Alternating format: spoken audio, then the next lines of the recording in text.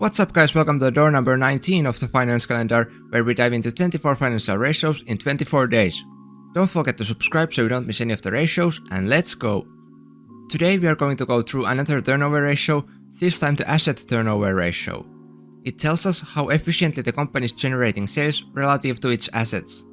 It is calculated by dividing the total sales by the average assets. Let's calculate Intel's asset turnover ratio for the trailing 12 months. You can find the total sales from the income statement. For Intel, the trailing 12 months total sales are $78.47 billion.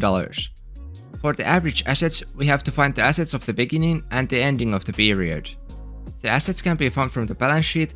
12 months ago, Intel's total assets were $153.09 billion, and now the total assets are $167.96 billion. To get the average, we need to add those two together and divide the result by 2, which means that the average assets are $160.53 billion. When we enter these values into the formula, we get the asset turnover ratio of 0.49. So what does this tell us? The higher the asset turnover ratio is, the better.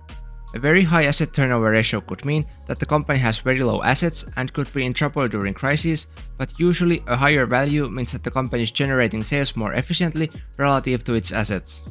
Intel's asset turnover ratio of 0.49 means that for every $1 of assets, they are generating 49 cents of sales. Different industries can have very different assets required to operate, so it is better to compare two companies within a similar industry.